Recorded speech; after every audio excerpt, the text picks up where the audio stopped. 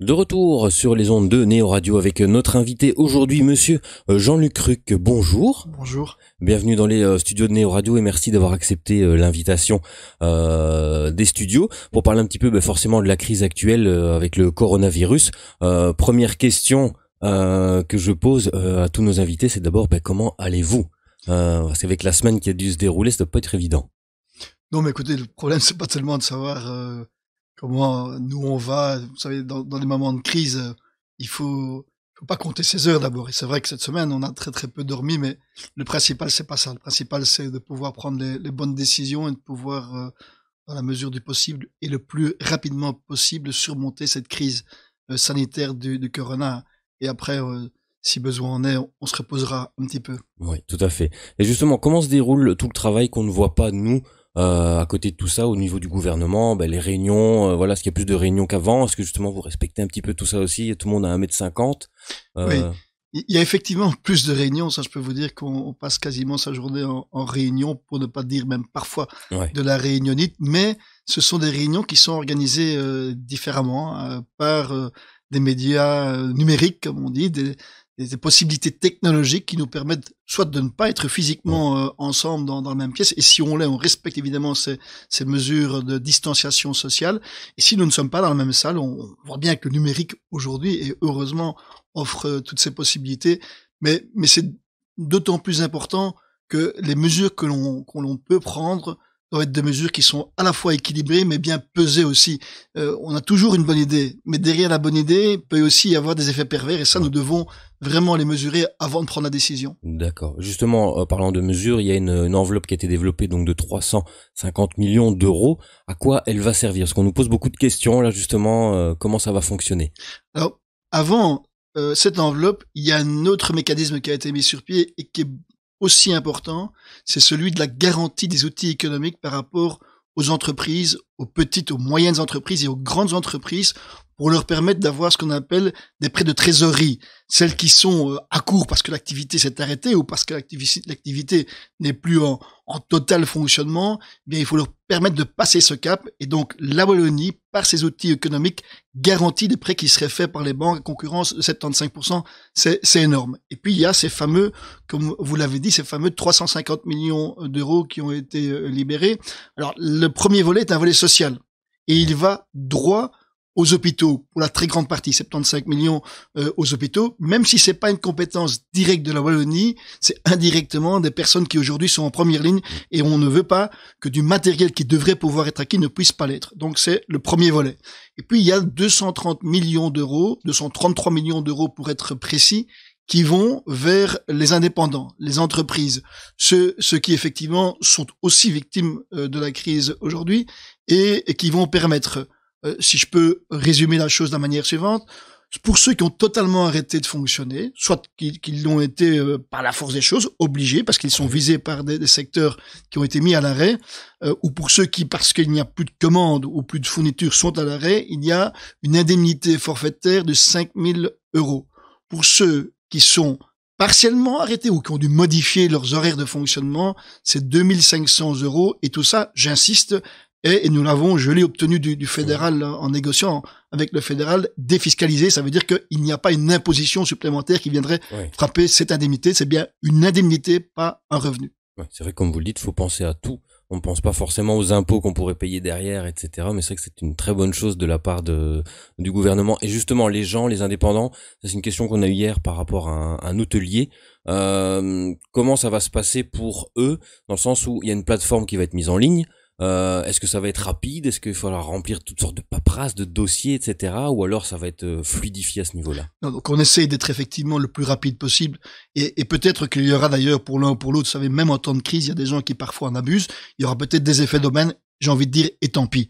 Tant pis, ce qu'il faut, c'est que l'aide arrive vraiment chez ceux qui en ont besoin, et que là, on soit sûr de ne pas rater le coche. Et donc, il y a effectivement un système de banque Carrefour qui est organisé par le ministre de l'économie. Dès lundi, ce sera en ligne. Donc, on pourra, ceux qui veulent faire la demande pourront directement entrer sur le réseau, faire la demande de manière très simple, et l'argent pourra être libéré. C'est l'avantage de ce que j'ai fait comme ministre du budget en Wallonie, c'est que j'ai donc fait un transfert budgétaire de 350 millions d'euros. Donc l'argent, je n'ai pas à aller le chercher sur les marchés, je n'ai pas à l'emprunter, il existe dans le budget. Et comme vous le savez, on a ce qu'on appelle aujourd'hui les pouvoirs spéciaux, puisque le Parlement a octroyé au gouvernement les pouvoirs spéciaux pour la période Corona, ce qui nous permet évidemment d'agir plus rapidement.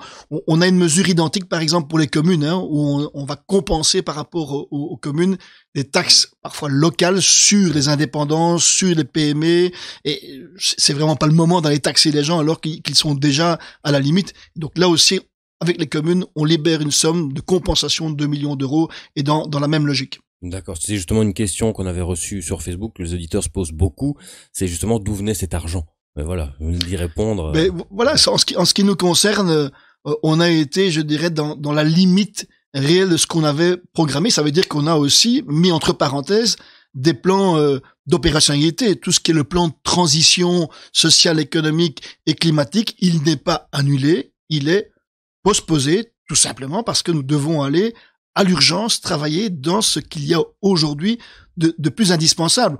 On a beau parler de la solidarité économique, sociale et climatique, il faut d'abord que les gens puissent vivre, il faut d'abord qu'ils soient en bonne santé, et ça, c'est la priorité d'aujourd'hui, il n'y en a pas d'autre. Oui, tout à fait. Au niveau des aéroports, maintenant, j'ai vu que l'aéroport de Charleroi allait fermer dès mardi soir. Justement, comment ça se passe? Vu que vous êtes ministre des aéroports, est-ce que les gens peuvent quand même rentrer au pays? Est-ce que les gens peuvent toujours partir, ceux qui ont réservé? Voilà, c'est peut-être des questions bateaux, mais c'est important. Alors donc, il y a d'abord un constat, c'est que de plus en plus de compagnies mettent leurs avions au sol, ça veut dire ne volent plus. Il y a aussi de plus en plus de pays qui ferment leurs frontières. Et même pour l'Europe, il y aura une frontière qui sera limitée à celle de l'Europe, donc il pourra encore avoir du trafic en Europe, mais pas au-delà, sauf pour le fret. Et à contrario, si Charleroi va fermer, Liège est en plein vol, si je puis dire, en pleine explosion, mais dans le bon sens du terme, puisque l'aéroport de Liège prouve aujourd'hui sa capacité 24 heures sur 24 pour le fret. Et là, les masques qui sont arrivés, moi j'ai suivi ça en direct avec la Chine, ces masques sont arrivés à Liège. Je peux vous dire que c'est vraiment une performance des équipes wallonnes de Liège, pardon. Alors pour Charleroi, effectivement, donc ces deux phénomènes, à savoir les avions qui sont au sol et les frontières qui se ferment, font que la capacité de Charleroi devient quasiment nulle. Et donc garder toute cette mécanique pour finalement ne pas avoir de vol, ce serait pas correct sur le plan économique et pas social non plus.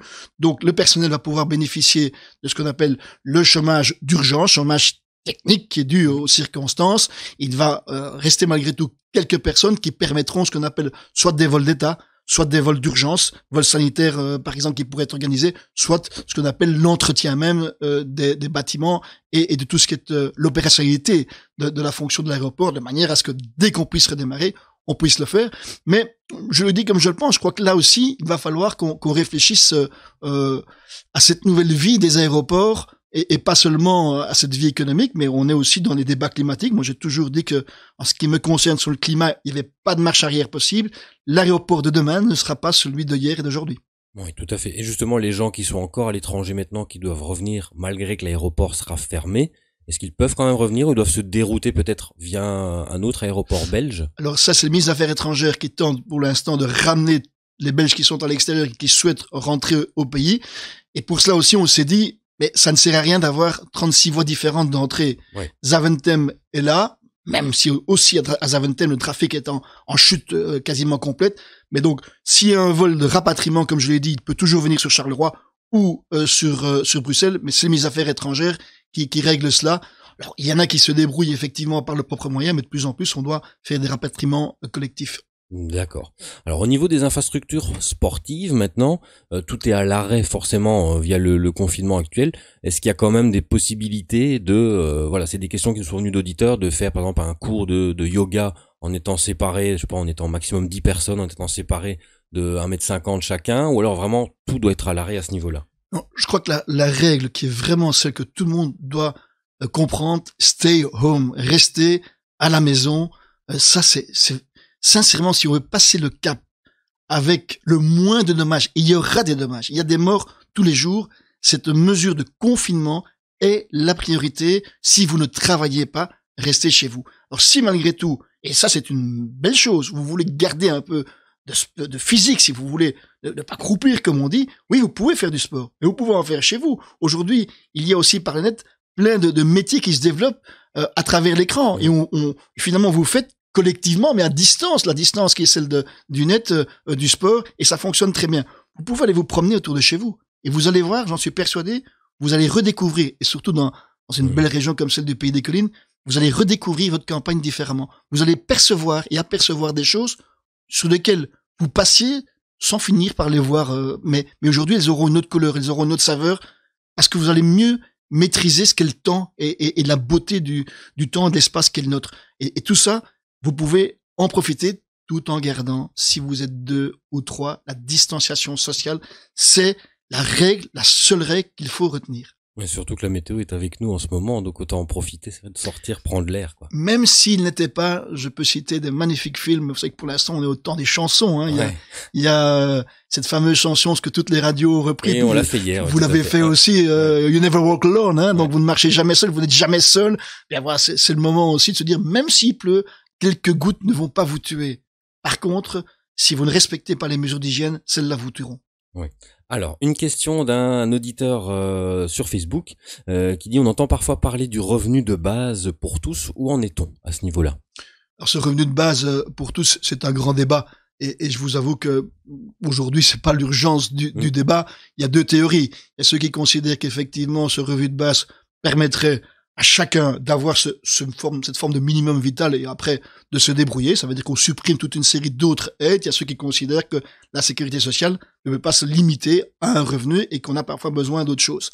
Les premières expériences qui ont été faites en Finlande n'ont pas été très positives. Alors que la Finlande était dynamique, était vraiment volontaire en la matière, elles n'ont pas prouvé qu'il n'y avait pas d'effets collatéraux négatifs ou plus négatifs que positifs. Donc je crois qu'il faut être très prudent.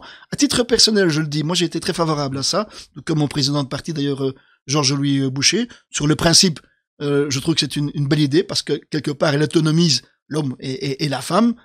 Et puis après, si vous en voulez plus, comme on dit, ou si vous estimez devoir vivre autrement, bien c'est d'autres moyens que vous développez, notamment le moyen du travail. Mais je veux aussi rester prudent parce que je crois que c'est pas comme toujours, hein, comme je le dis très souvent dans mon cabinet, c'est pas parce qu'on a une bonne idée que c'est la bonne. Oui, tout à fait. Alors, on continue dans les questions qu'on a sur Facebook. Une question de Caroline. Alors, comment expliquez-vous que les grosses entreprises fonctionnent toujours et pas dans la production de produits essentiels, que les travailleurs ne savent pas ou peu appliquer les mesures de distance et d'hygiène et que malgré tout, il faut travailler?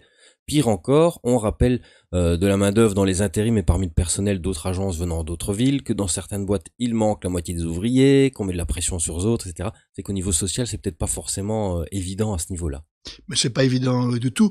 Mais il y a d'abord une première chose, nous n'avons pas fait un confinement économique. Donc on ne veut pas faire d'une crise sanitaire en plus une crise économique, même si partiellement elle l'est et inévitablement elle l'est. Donc aujourd'hui, les entreprises ne sont pas à l'arrêt. Mais je peux comprendre cette sensibilité et cette remarque, mais je veux aussi, comme je le dis assez souvent, je veux aussi garder d'autres pans.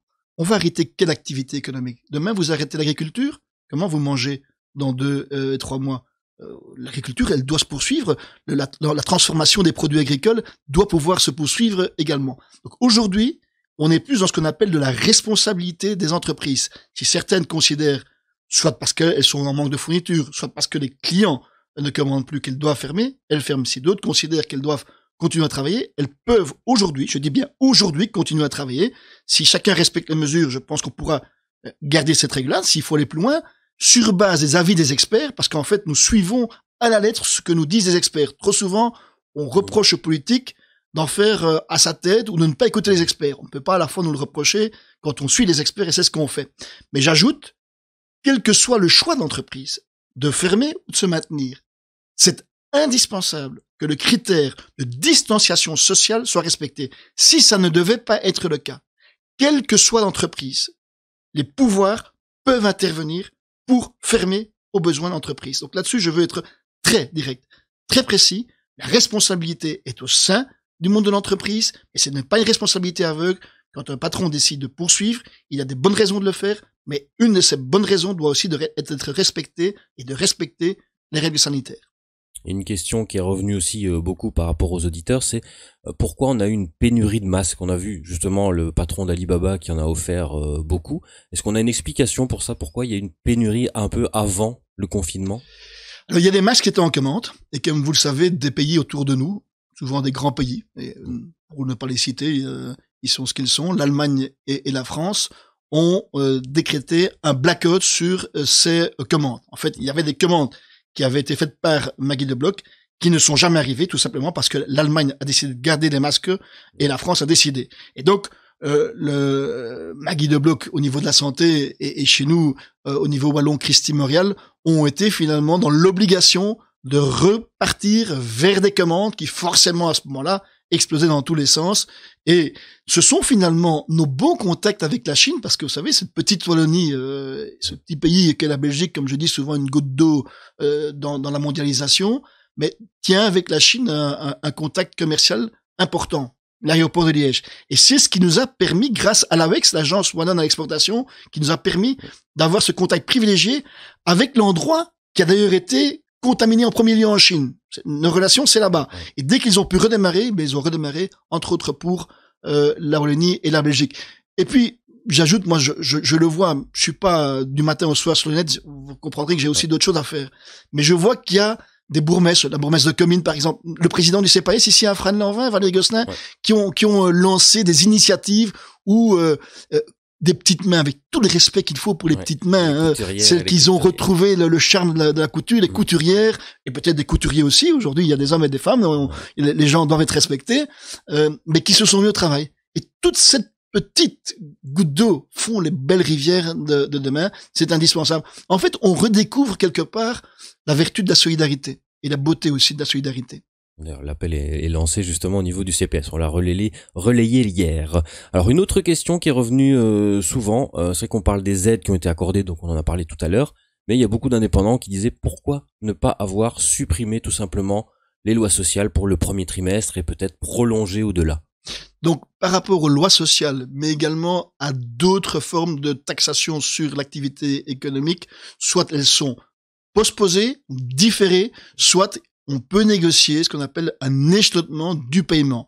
Et je suis en train de travailler sur une mesure que j'amènerai sans doute au gouvernement cette semaine, qui est celle de permettre également aux médiateurs, un système qu'on appelle de médiateur wallon, avec l'aide de la DG07, pour être simple, la DG07 c'est le service des finances de la Wallonie, donc des agents qui finalement aujourd'hui ne seront plus affectés à des missions de finance, mais les affecter à la médiation de manière à être l'interface entre le monde de la banque, le monde des assurances aussi, qui pour l'instant sont parfois un peu très, frileux. Je trouve qu'on les entend pas trop. Autant on a vu les banquiers, autant les assurances, je les entends pas beaucoup. Mais bon, ok, pour être l'intermédiaire et pour pouvoir négocier cela si besoin en est. C'est parfois difficile pour un entrepreneur dans ses arcanes et dans l'urgence d'obtenir raison. Bien, je crois que le rôle de la médiation, ça peut être ça aussi. C'est un dossier sur lequel on est vraiment en train de travailler. J'espère pouvoir le ramener au gouvernement cette semaine encore. D'accord. Alors une dernière question d'un auditeur qui demandait justement après la crise qu'on rencontre actuellement, est-ce qu'on va pas nous la faire à l'envers, je cite, et augmenter les impôts ou essayer de récupérer de l'argent justement qu'on aura injecté à ce niveau-là? Et vous savez, l'argent ne tombe pas du ciel. Et la première chose aujourd'hui, c'est pas de se dire, parce que si cette question voudrait dire ça, j'ai vraiment une difficulté sur le raisonnement du genre humain. Enfin, ça, c'est pas la première fois que j'en ai. Vous savez, aujourd'hui, c'est pas de se dire, on ne va pas trop dépenser parce que demain, il faudra sans doute rembourser. Aujourd'hui, et c'est le ministre du budget qui le dit, j'avais avec la première ministre Sophie Wilmès hier un entretien où elle essayait de voir ce que ça pourrait effectivement coûter sur le plan budgétaire. Je lui ai dit, Sophie, aujourd'hui, ce qu'il faut, c'est venir en aide à ceux qui en ont besoin. Je dis bien à ceux qui en ont besoin. J'espère que les effets d'aubaine seront le plus limités possible. Mais ça, il faut le faire. Il faut le faire. Quelle que soit la manière, nous devons le faire. Donc effectivement, et l'Europe l'a enfin compris, le cadre budgétaire qui était le nôtre, ce cadre a été levé par l'exception. Donc nous pouvons dépenser. Effectivement, si on dépense, il faut aussi pouvoir payer. Ça, ce sera la deuxième phase. Et j'espère que la solidarité qu'on aura vu dans un sens, elle pourra exister également dans l'autre sens. J'ai vu également qu'un certain nombre de personnes prenaient leurs précautions. Les banques nous ont, et c'est la Banque nationale elle-même qui le dit, les banques constatent que la trésorerie, et heureusement, ce qu'on appelle l'épargne n'a jamais été aussi important qu'aujourd'hui. Donc aujourd'hui encore, le Belge continue à épargner. Et c'est une bonne chose. Mais la solidarité, elle n'existe pas qu'à un moment, et puis après on ferme les yeux. Donc il y aura effectivement des débats, et il y aura sans doute aussi des reports de politique. On ne sait pas tout faire le même jour. Ouais. Il faut aller vers les priorités. Vous savez, on parlait du sport tout à l'heure, et je suis ministre du sport. Mais si demain, on doit postposer la construction d'un hall sportif, parce que cet argent est plus utile sur le plan social, plus utile sur le plan économique, je dirais oui. Et ça, c'est le rôle de chaque ministre à travers ses compétences, c'est de se dire l'essentiel d'abord. Oui, tout à fait. Qu'en est-il du futur maintenant? Que va-t-il se passer un peu? C'est qu'on s'imagine, est-ce que ça va être prolongé? Est-ce que ça va pas être prolongé? Ça dépend vraiment du facteur virus. Ça dépend de quoi? Comment ça va se passer? Comment vous voyez ça? Ça dépend d'abord de la manière dont chacun accepte et adoptera les mesures de précaution qui ont été imposées. Celle de la distanciation sociale et celle du rester chez soi. On ne sort pas de chez soi si on ne va pas travailler ou si on n'en a pas un besoin qui est un besoin urgent. Ça nous permettra de passer ce qu'on appelle la bosse, le pic. Il faudrait pas que le chameau se voit cassé au milieu de l'os, parce que là, demain, je crois qu'on tomberait dans une situation qu'on voit malheureusement en Italie. Donc le but, c'est vraiment ça, c'est de se dire que si ces mesures fonctionnent, on pourrait éviter le pic et nos hôpitaux pourront absorber les besoins et les demandes d'aide qui viendront et qui s'élèveront. C'est le premier temps. Si jamais ça ne devait pas fonctionner, les experts, parce que réellement, nous sommes en phase journalière avec les experts. Les épidémiologistes, les experts médicaux, la santé, nous diront s'il faut aller plus loin. Mais ce n'est pas le politique qui prendra la décision. Moi, je l'ai vu pour y assister également. Aujourd'hui, entre Wallons, Bruxellois, Flamands et Sophie Wilmès, la première ministre, il y a ce sens de l'urgence, de l'osmose et du respect. Eh bien, si ça peut continuer comme ça, le respect des personnes par rapport à elles-mêmes et donc par rapport aux autres, le respect du politique sur un territoire qui reste un territoire belge, si on peut faire ça, j'espère que le temps pourra être limité, mais je ne suis pas Madame Soleil et je ne vais pas aujourd'hui vous dire si on devra poursuivre ou pas. Merci beaucoup Jean-Luc Ruck d'avoir été avec nous dans les studios. Merci.